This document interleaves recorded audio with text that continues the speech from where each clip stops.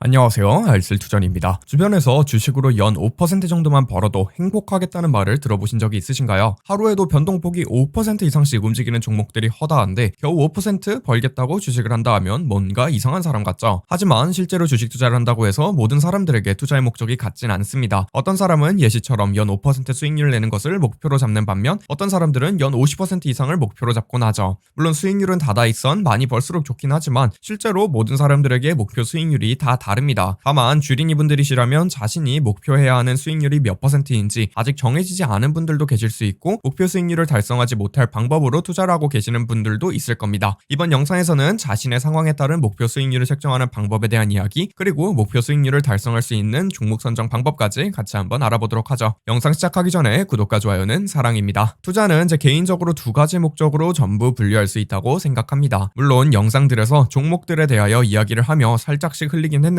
부의 증식을 위한 투자 수단과 부의 저장을 위한 투자 수단으로 나눌 수 있다고 생각하죠. 먼저 부의 저장 수단으로서는 보통 은퇴 자금 정도가 가장 적합하며 자녀분들의 대학 자금, 유학 자금 등 예금보다만 수익률이 높으면 이득인 자금을 뜻합니다. 위험도가 절대 높으면 안 되는 자금들을 굴릴 때에는 무조건 부의 저장 수단으로서의 투자처를 찾아보셔야 하죠. 반대로 부의 증식 수단으로서는 일반적인 시장 수익률을 상회하는 성과를 내야만 합니다. 흔히들 시장 수익률을 베타, 초과 수익률을 알파라고 부르는데 알파를 추구하는 사람들이죠. 여기서 시장 수익률은 보통 미국 주식이라면 S&P 500의 연간 수익률을 사용하며 이 수익률보다 본인의 투자 수익률이 높으면 초과 수익률이라고 부릅니다. 즉 평균적인 기업이 성장하는 속도보다 빠르게 성장하는 기업에 투자를 해야 하며 어쩔 수 없이 집중 투자의 형태로 가게 됩니다. 집중 투자라고 해도 10종목에서 20종목은 들고 가기에 분산이라고 하면 분산이긴 하죠. 이번 영상에서는 부의 저장 수단으로서의 투자에 대하여 좀 더 깊게 봐볼게요. 높은 수익률을 절대 갈구할 필요도 없고 갈구하면 안 되고 낮은 수익률에 대하여 스트레스를 받으면 절대 안 됩니다. 부의 저장 수단으로서 투자를 하신다는 것은 원금 자체가 클 가능성도 높고 잃으면 절대 안 되는 무조건 지켜야 하는 돈일 가능성이 굉장히 높죠. 즉 벌었을 때의 보상보다 잃었을 때의 리스크가 훨씬 큰 자금의 경우 부의 저장 수단으로 투자를 해야 한다고 생각합니다. 예시로 은퇴자금 계좌에서 주식을 하는데 손실이 크게 났을 경우와 수익이 크게 났을 경우 두 가지를 비교해 보도록 하죠. 많이 벌면 여행 한번 더 갈 수 있는 계획한 것보다 윤택한 은퇴 라이프를 즐기실 수 있습니다. 반대로 많은 손실이 날 경우 은퇴 라이프가 없어지죠. 딱 봐도 손실이 났을 경우 리스크가 훨씬 크죠. 그래서 부의 저장 수단으로서 투자를 하는 방법들에 대하여 이야기를 해볼 거고 이번 영상에서는 주식에 대한 이야기만 해볼게요. 채권이라든지 원자재라든지 희귀금속이라든지 부동산이라든지 암호화폐까지도 있겠지만 일단 스타트는 주식으로 끊어보자고요. 일단 부의 저장 수단으로서 목표하셔야 하는 수익률은 5%에서 시장 평균 수익률 사이라고 생각합니다. 즉 시장 수익률이랑 본인의 투자 수익률을 비교할 필요도 없다고 생각하죠. 제가 생각하기에 가장 적합한 세 가지 투자 방법은 ETF 지수 추종, 배당 성장주, 낮은 비중의 성장주를 꼽고 싶습니다. 주가 지수 추종 ETF는 아마도 다들 예상을 하셨을 것 같습니다. S&P 500의 경우 500개의 기업에 분산하여 투자를 하는데 설마 500개의 기업이 전부 동시에 망하겠습니까? 그리고 S&P 500에 편입되어 있는 미국에서 가장 큰 500개의 기업들은 자기네 사업을 지키는데 도 같은 기업들입니다. 시가총액이 높아질수록 부의 저장 수단과 비슷하게 잃을 게 너무 많아진 기업이기에 공성보다 수성에 집중을 하게 되거든요. 그리고 주가 지수들은 시가총액에 비례하여 가중치를 두기에 주가지수 추종 ETF는 기업의 규모가 클수록 더 많이 사게 됩니다. 즉 우리가 가지고 있는 컨셉인 부의 저장 수단, 돈을 지키는 투자와 가장 비슷한 투자 전략인 것이죠. 후보군으로는 미국 S&P 500 지수를 추종하는 SPY, VOO, IBV 정도를 추천하고 싶고 글로벌 주식 시장에 투자를 하고 싶으시다면 VT 정도를 알아보시면 좋을 것 같습니다. 개인적으로 미국 기업들이 대체로 글로벌 기업이기에 굳이 VT를 사야 하나라는 생각도 요즘은 들긴 합니다. 주가지수 추종 ETF의 변동성마저도 뭔가 꺼림칙하시다면 현금 비중 50%, 주가지수 비중 50%로 포트폴리오를 구성하는 것도 나쁘진 않다고 생각합니다. 포트폴리오 비주얼라이저에서 백테스팅한 것을 보시면 최악의 경우 주가지수는 고점 대비 평가액수의 51% 하락했지만 반반씩 투자를 하셨을 경우 당연히 최악의 경우는 평가 손실액이 27%만 깎입니다. 근데 수익률을 보면 주가지수에만 투자를 할 경우 10.7%, 반반 투자를 하셨을 경우 8% 수익률이 나옵니다. 운이 좋아 주가가 빠졌을 때 현금 비중을 낮추고 주식 비중을 높이는 리밸런싱을 할 경우 주가가 회복되었을 경우 더 높은 수익률을 기록할 수 있게 되기 때문이죠. 다만 현재 미국에 상장되어 있는 기업들이 다른 지역의 기업들에 비하여 상당한 고평가를 받고 있기에 VT를 들고 가는 것도 나쁘진 않다고 생각합니다. VT의 경우 전 세계 주식시장에 상장되어 있는 기업들을 동시에 들고 있기에 글로벌 자본주의가 상장을 한다 하면 일단 성장을 할 것이기 때문이죠. 두 번째 옵션은 배당주, 정확히는 배당 성장주입니다. 5% 이상의 배당금을 지급하는 고배당주를 말하는 것은 아니죠. 배당주에 대한 영상에서 고배당주는 분명 뭔가 문제가 신뢰가 있는 기업이기 때문에 배당 수익률이 높게 치솟은 것이라고 말씀을 드렸으며 가격 자체를 잘 사지 않으면 큰일이 날 수 있는 종목들입니다. 배당 성장주의 경우 지금 기준으로 1에서 2% 정도 배당을 꾸준하게 주는 게 가장 좋고 그 이하도 솔직히 그리 상관이 있다 생각하진 않으며 주가도 약간씩 성장을 하는 기업을 뜻합니다. 배당주가 좋은 점이 배당을 주며 주가 또는 실적 성장을 하고 있다는 것 자체가 주주들에게 돈을 돌려주고도 남은 돈으로 성장을 할 수 있다는 뜻이죠. 후보군으로는 P&G, 나이키, 펩시, 넥스트에라, 아메리칸 워터웍스와 같은 기업들이 되겠습니다. 정석적인 배당 플레이이긴 한데 그래도 필수 소비재나 유틸리티 쪽이 저는 맞다고 생각합니다. 필수 소비재란 치약, 면도기, 음료, 식품 등 우리가 생활하는 데에 필수적으로 필요한 일회용 또는 수명이 정해진 소모성 제품들이죠. 유틸리티란 전기, 수도, 난방, 가스 등 역시 생활을 하는 데 필요한 주로 사용한 만큼 비용을 지불하는 서비스들입니다. 이 두 섹터는 일단 사람은 살아야 하기 때문에 경제 위기에도 강한 편이고 사업만 똑바로 하면 수요도 어느 정도 정해져 있기에 가격 변동성 및 실적 변동성도 크진 않은 편이죠. 물론 이 두 섹터는 고성장은 절대 불가능하며 몇 배를 벌겠다고 하는 분들은 절대 피해야 하는 기업들입니다. 제 생각에는 메드트로닉, 에봇 등의 의료기기 기업, 존슨앤존슨, 파이저 등의 제약회사들, 엑센추어, 인투잇 등의 기업용 서비스 기업들도 안정권 안에 넣어도 되지 않을까 싶습니다. 꾸준한 수요도 있고 각각의 영역에서 독과점을 하고 있는 기업들이기 때문이죠. 개인적으로는 배당 성장주 투자를 하실 때에도 현금 비중을 어느 정도 가져가시면 좋다고 생각을 하고 있습니다. 이제 세 번째 옵션이 약간 어렵긴 한데 성장주 또는 원하는 종목을 고르시되 현금 비중을 높게 가져가시는 방법입니다. 배당 성장주 또는 지수추종 ETF들에 비하여 성장주들은 주가 변동성도 높고 가격이 고평가되어 있을 가능성이 높습니다. 따라서 금융위기와 비슷한 위기가 올 경우 성장주들의 주가 낙폭이 주가 지수의 2배 정도씩은 더 떨어지는 편이죠. 그만큼 저는 현금 비중을 더 가져가면 된다고 생각합니다. 최근 유행하던 ARKK ETF에 투자를 하고 싶으시다고 가정을 하고 포트폴리오를 만들어보죠. 저는 ARKK ETF에 30%를 투자하고 현금을 70% 유지한다고 가정을 해보았습니다. 그럼 2015년도부터 연평균 수익률이 12.6% 정도가 나오며 고점 대비 최대 낙폭은 7.77%가 나오네요. 이제 이 수치를 SPY ETF를 100% 보유했을 경우와 비교를 해보겠습니다. SPY의 경우 코로나 때 상당히 많이 빠져서 최대 낙폭이 19%였으며 수익률은 30, 70 포트폴리오에 비하여 1.5% 정도 높은 수치이죠. 저는 이 정도면 수익률이 비슷하다고 말하거나 오차 범위 내의 수익률이라고 말하긴 하는데 어쨌든 변동성이 훨씬 적은 상태에서 약간 적은 수익률을 만들어낼 수 있습니다. 그리고 낮은 변동성은 주식 계좌의 평가 손익의 변화가 크지 않다는 것이죠. 최근에 주식시장 변동성이 상당히 강한데 현재 구독자분들의 계좌 평가 손익의 변동성과 위 현금 비중을 높게 가져갔을 경우에 계좌 변동성을 비교해보시면 될 것 같아요. 이제 정리를 해보겠습니다. 먼저 본인이 부의 저장 수단으로서 투자를 하시는 것인지 부의 증식 수단으로서 투자를 하시는 것인지 확실하게 구분을 해주셔야 합니다. 높은 리스크를 가지고 갈 수 없는 자금이라면 무조건 부의 저장 수단으로서 투자를 접근하셔야만 하죠. 제가 소개드린 세 가지 방법은 지수추종 ETF, 배당주, 높은 현금 비중의 성장주 투자입니다. 사실 무엇보다도 오늘 영상의 핵심은 현금 비중을 관리하라는 것이죠. 현금 비중이라는 부분은 규칙을 만들어두기만 해도 주식 투자의 정석이라는 주가가 조정을 줄 때 매수, 주가가 오를 때 매도가 자동으로 이루어집니다. 사진처럼 주가가 오르면 주식 비중이 높아지니 리밸런싱을 하면 주식을 팔고 현금을 더 챙기게 되고 주가가 내려가면 주식 비중이 낮아지고 현금 비중이 높아지니 주식을 더 사게 되는 것이죠. 혹시 구독자분들만의 안전하게 투자를 하는 방법, 노하우가 있으시다면 댓글로 많이